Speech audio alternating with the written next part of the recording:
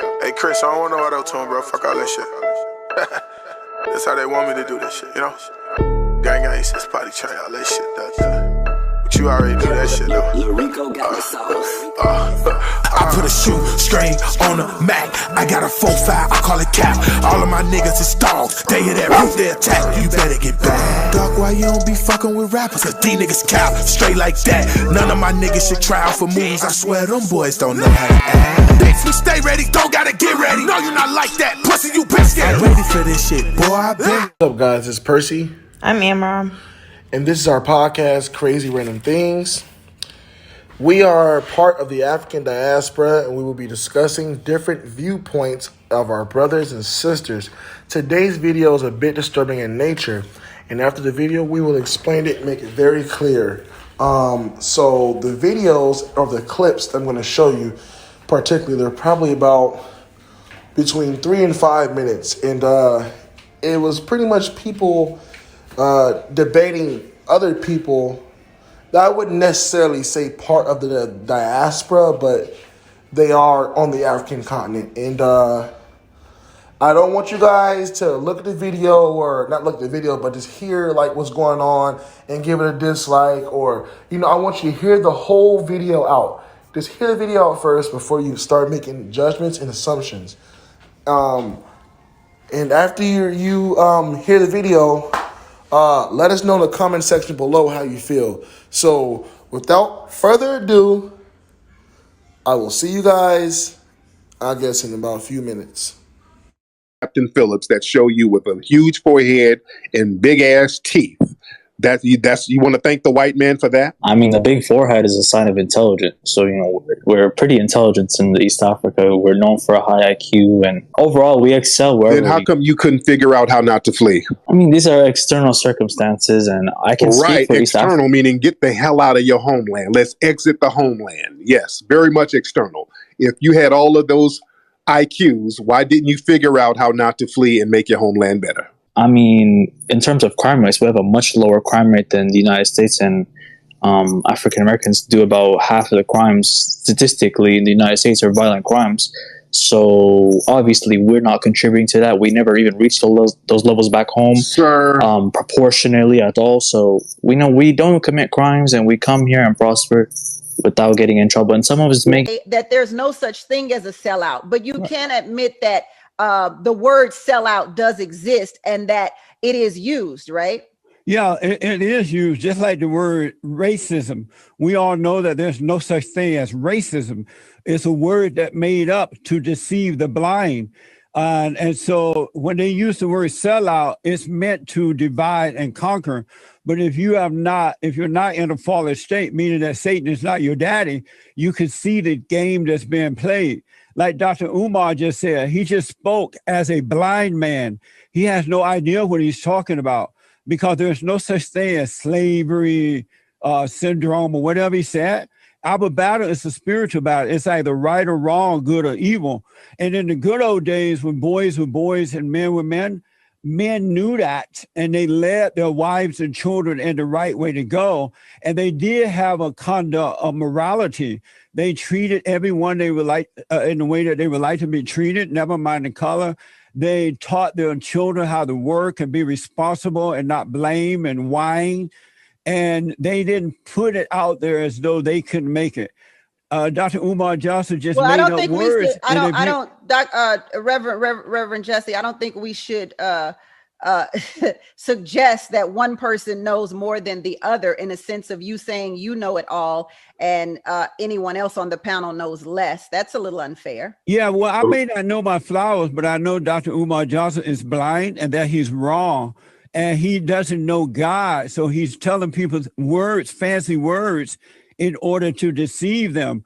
If you knew that our battle is a battle between good and evil, then you wouldn't make up words in order to deceive. You would tell the truth and hope that those who are blind may wake up and see the right way to go. I grew up on a plantation down in Alabama under the Jim Crow law. And back then, black people— There were no slaves on that plantation?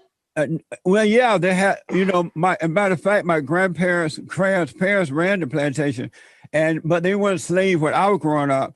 And the point is, Black people had a sense of morality then, and they loved what was right. They worked hard. They loved their country, and they didn't blame because what you're saying Racism is not about individual white people but what you're choosing to saying hate is blacks. a lie. Racism is about the system of racism That's a that lie. controls opportunities and resources, Sister Tammy. Racism is not about the attitude.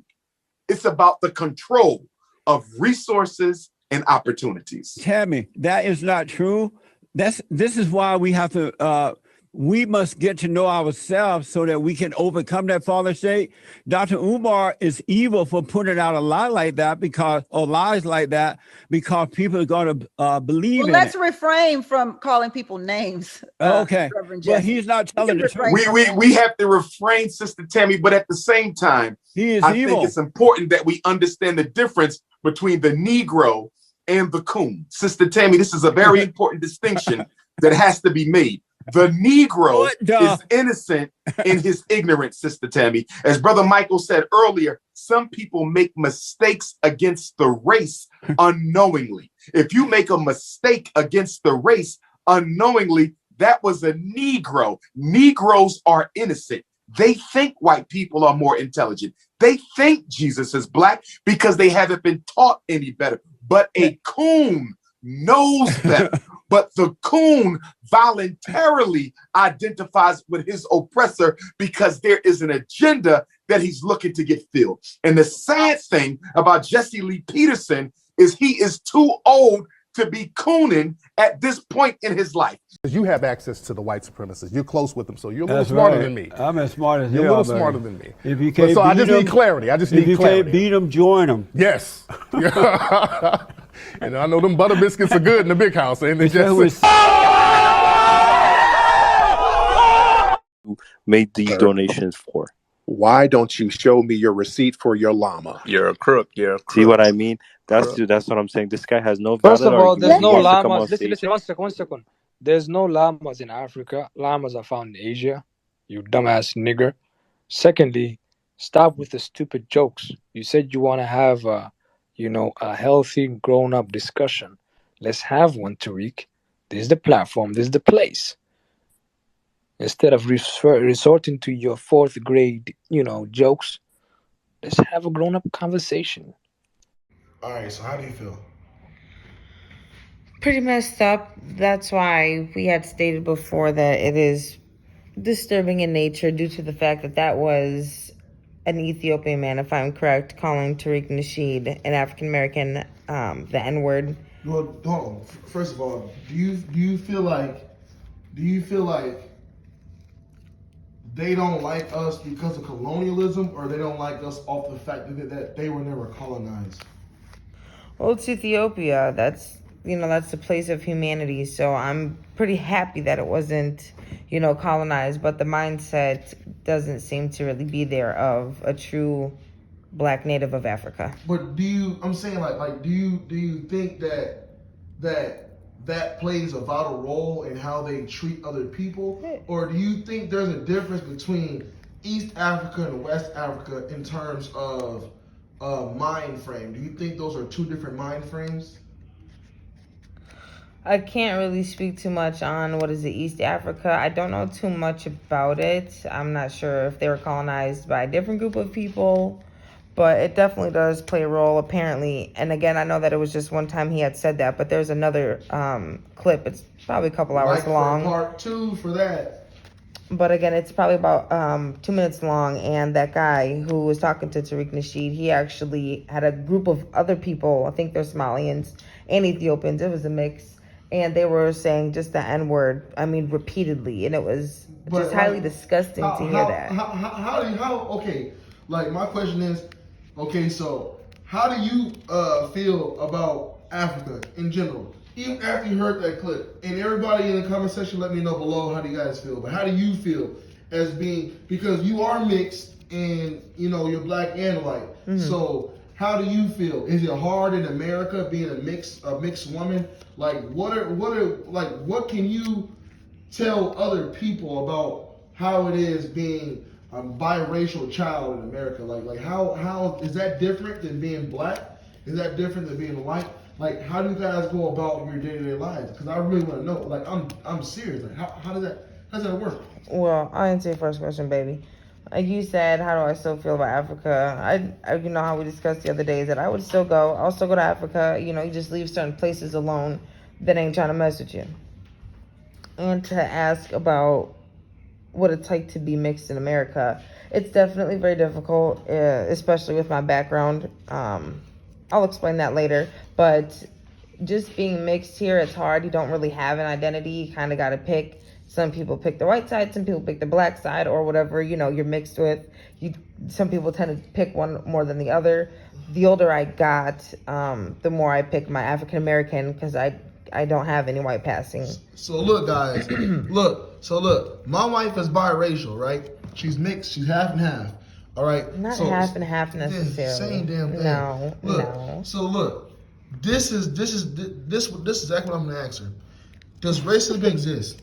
Does racism and prejudice, do they exist? Do they Absolutely. go hand in hand? Being from an all-white area. Prove to people that it exists. Me being in an all-white area. Peterson, this damn coon, he don't think that it exists. Well, heck with Mr. Peterson. I respect him because he's a reverend. Other than that, I could care less. Gay. But at the end of the day, yeah, there's racism definitely plays a hand. You know, like I said, so where'd you grow up to prove that it was racism? Show me exactly. Wisconsin. No, but where? What town did you grow up in? Northern Wisconsin. I grew up in Mellon, Eagle River, Ashland, Eau Claire. It's, you know, it's just a mix of where I grew up at. But again, where I'm from, you know, there are people in America who are mixed and are white passing. When I mean white passing, sometimes they have the kinky hair, sometimes they have the straight hair. And it's definitely with the fair skin, you know, and I'm talking about very fair skin. So look. This is my whole thing, right? My whole thing is this: neither racism exists or it doesn't exist. But if you haven't been affected by it, that doesn't mean that it doesn't exist. And this is another problem that we have in the black community. We got too many goddamn coons. You know what I'm saying? When we get rid of the coons, then we'll start to prosper and start to elevate. But that won't happen until we get rid. You don't have to necessarily get rid of him, because take a look at what's his name? Amazing Lucas. He stayed out of his own mouth. He was a Sambo, but then something happened and he changed. Now I don't say the ones who want to be Uncle Ruckus off of the Boondocks, yeah, kick them the hell out. You know what I'm saying? Bye bye. There you go. You don't want to be part of this culture, you ain't gotta be, baby. You can go. But if you know what I'm saying, if you learn your mistakes, you know what I'm saying, then you can move forward. But I mean, okay. I don't know what the hell happened to Jesse Peterson, Amazing Lucas. He won't tell us what brought him to the light. But I'll tell you this: the Anthony Bryan Logans, the Jesse Peterson, the Hodge twin, the Tony Sotomayor, the Brandon Tatums, they gotta fucking go. They are dangerous to this community. They are dangerous. Yeah, they the type to really kill their own kind and be laughing, just like off of what is it? Boys in the Hood. They have when I put the niggas on the hood, they talking about, I don't like you niggas. Straight Uncle Ruckus. Uncle Ruckus, get your ass. Uncle Ruckus, the Django ass niggas. You know what I'm saying? Listen to me. They are dangerous. Anybody with a white name, Anthony Bryan Logan, anybody with a white name like that, you need to yeet them off YouTube. They need to be gone ASAP.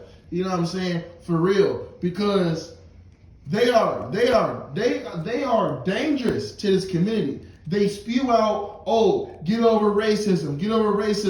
But when 9/11 comes up, when motherfucking what's the other damn thing? The damn Holocaust, when that shit comes up, we don't gotta forget about that shit. But when it comes to black women getting hung and black men getting hung, matter of fact, can you tell the story about the pregnant black lady, please?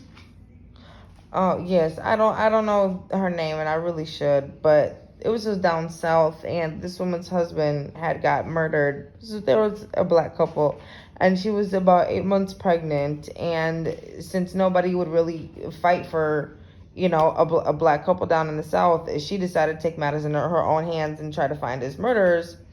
but it was pretty much just a mob came, got her ass, and they hung her, because they just didn't care what had happened to her husband. And they cut the baby out of her stomach, and then they proceeded to stomp on the child's head. And then there's more to the story, but that was just enough to just kind of stick with you. And it just kind of shows the brutality of what we as Black Americans have gone through. And there are plenty of other races who've gone through the same thing, which is very true. Joseph Stalin, he killed 10 million Africans. And on top of that, look, this is my biggest thing. When it comes to race relations and race issues, it's easy for a white person to a white person to say, "Oh, hey, get over it. It's a thing in the past. We're not like that no more." But when you look at today's today's statistics, okay, yes, Black people are 13% of the population, 15% of the crime. But where is the other 50% at? The other question I have to ask is, okay, we have the spending power of 1.2, 1.7 trillion? It was up there, but it was up there, right? So we're like literally the second highest. Every year. We're the second highest consumer. So we treat it like dog shit when our money is going to everybody else's pocket except ours. Now, is that a problem? Are we causing a problem for ourselves because we ain't supporting ourselves? Absolutely, that is also true. Now, is that the whole, the problem? No, there's multiple reasons for a problem. Look. This is the main thing, right? See, people tell us to get over it. But look, this is my analysis, right? If you have a snail, let's say you have two snails, right? Now, we know for a fact snails aren't going to go faster than one another. One might go a little faster than the other, vice versa. It depends on probably. There's different sizes of snails, so we can agree they go slow, right? Yeah. Okay, so if you take one snail and you give that snail a head start, right? And you say, all right, now it's your turn. So let's say the white man was a snail that got the head start, and let's say the black man was a snail that got the late start. Is there a chance that the snail behind is going to catch up? But first of all, you only get a head start if you're cheating in the mannerism that you're speaking of. No. I'm saying, look, if there's two snails, not even snails, let's say there's two animals. These animals can run the exact same speed, right? Okay, let's say got two now, cheetahs. if you say, ready, set, on your mark, and set, go, right? And one dog takes off, the owner holds the other dog back and say, hey, look, we're going to give them a head start first because X, Y, and Z. So this dog gets a 20-second head start. They're both the same speed, both same breed and everything. The other dog starts running. Is there a chance that dog is going to catch up to the other dog? And if there is, why does the dog have to work harder to get to where the other dog is? Because there's obstacles for the other dog that the one dog had already put in place. See what I'm saying? Exactly. So what I'm saying is, when it comes to black and white, when you have someone that has a head start on you, for what? We came over here in what year? To America? Yeah. I can't tell you that, but I know 1619 is when everything started. All right, so we came over here in around 1600s, right? So that's 400 years ago. We didn't necessarily touch here. I think we touched the islands first in South America. No, I'm talking about when did we leave the shores? 1619 is when they started coming over. Okay, 1619, we started coming over. We left the shores of West Africa. Now, that was 400 years ago. Keep in mind, they had guns, they had everything. They already extorted us for all of our gold, our diamonds, No, they didn't extort all of it because in 2022 we see what Africa's kind of looking like. Well, they extorted a lot of it. And America's no better. That's not even to be a joke. That's literally to just be the truth, like of what exploitation has caused Africa to be, which is in turmoil, but also because of corruption as well of its own people. So don't think that this me being disrespectful in no way. It's not. It's just me, just stating what I was explaining. Well, I understand what you're saying, but I'm just saying, if you... No, not you, to the people. So they didn't think I was, disrespecting Africa. I know. I'm just saying, if you have a 400-year head start on somebody, you don't expect there to be some sort of advantages. All I'm saying is you don't get that, to have a 400-year start on someone who's already established. See, no. What it is people didn't like the way we were living, so they wanted us to conform to their ways. See, that's how the head start begins. It's because we have to relearn someone else's teachings already, as we've already, got our own shit going for ourselves. And you know what else? Look, I'm gonna keep it real. This is what bugs me the most. When white folks say, if you don't like it, you can get out of my country. Bitch, where the fuck is you from? You know what I'm saying? Motherfucker, you from Europe. Don't forget, just because you are an American, don't forget you come from motherfucking Europe. You came on the boat the same way my motherfucking ancestors came on the boat. You came on the boat too. And that's one thing I don't like to hear. But they come, but what are they called? They're called immigrants. You know what I'm saying? But then everybody else is called illegal immigrants. Why are white folks called Americans, but everybody else is such and such? First of all, natives should be the ones called Americans. It's the same reason for people celebrating 1776 as if it's some super exciting fucking day, when in reality, let's just not only keep the blacks enslaved during that time, but let's also slaughter the natives too and take their shit and call it our own. Like, how disrespectful can people be to celebrating this shit? I'm not understanding. You got to learn your history, in order to move forward. And once you learn certain shit in America, it's going to be hard to move forward. I understand that because I'm struggling myself, especially with having children. But you have to learn to uncondition yourself if you're trying to better yourself and break free. Once you go woke and you start seeing things for what they really are, and not that crazy shit woke, you know what I'm saying? I'm talking about like you know what's you're going learning on around history, you're reading books, you're talking to people, you're just getting informed about different ways, you know what I'm saying, from just different groups of people. Yeah, exactly. We ain't talking about woke like fucking snowflake woke. No, we're talking about woke like you know what the fuck is going on around you. You know what I'm saying? Because I'm sick and tired of people telling us to fucking forget about shit when y'all don't let us forget about nothing. Like when we're in school, what do you learn about? Lewis and Clark, Sacagawea, all the presidents, all this, like a bunch of bullshit that makes no fucking sense. And second of all, how can you find a country that was already inhabited? That's what I'm saying. Like, and that's again where we take back to the 1776 just a couple minutes ago. You cannot celebrate something when people were already here. And that's just got to be some of the most disgraceful, distasteful ass shit another human being can do to somebody else. Look in their face. Then took Thanksgiving and made it a holiday where really, come on now. Yeah, last year in 2021, I myself decided that I was not going to celebrate Thanksgiving, and this is a personal choice to give respect to my Native brothers and sisters. And I call everybody brothers and sisters because I truly feel, since I have learned more about my African culture in the past 2 years than I ever have on social media, and then also doing the research myself, I call everybody brothers and sisters because I give respect, because we all went through the same thing, damn near by the same people, but we all look at each other as if we're so different, and we're really not. We're all the same, and we need to start seeing that. Of course, when people say all lives matter, it's going to piss a lot of people off, because no, of course everybody's lives matter, but at the same time, our differences also matter. That's what makes us who we are. That's what makes us a different race, different ethnicity, different culture.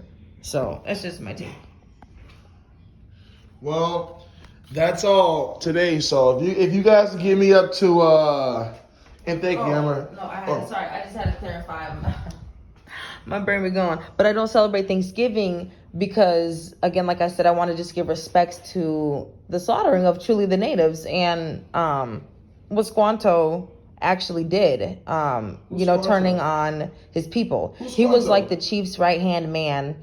And when the colonizers came, he decided that, I wanted to be chief. So he got in cahoots with the lead dude, whoever ran, whatever colony. They also enslaved blacks. And they enslaved black people too. No, but those are the ones. Those are the natives on the south. Enslaved black folks too. Those are the ones on the south. In the south, but I don't know what states. It was just a few states though. But anyway, he just turned on his people, and so on Thanksgiving he pretty much gave the pilgrims the go to kill his people in order for him to be chief, but didn't realize it was kind of too late. They slaughtered too many and then realized he was never going to be chief. Yeah. So but native. Oh man, but- I'm gonna get on their ass. no, you're not. Leave natives alone because they've been through the same thing. Again, it's just our differences. I'll put both of ourselves at fault because we can't see past that. You know what I'm saying? But it's just respect. And I know some Native Americans do celebrate and some don't care. I'm not going to say all because my boyfriend has met a couple different people that he's spoken to. Some people care, some people don't. But I just group it all together and just say that it's just a really shitty atrocity. And I'm not going to give any celebration to it whatsoever.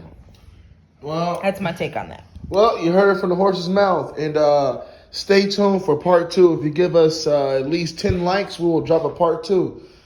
Have a great day. This is CRT. For you, I get back. Don't do that. I'm with Tang, and it's on them. Don't get your shit back to my brother. I ain't gonna lie, I want my lick back. Anybody that know me know I can't go like that. Don't play with me, bitch. I'm gonna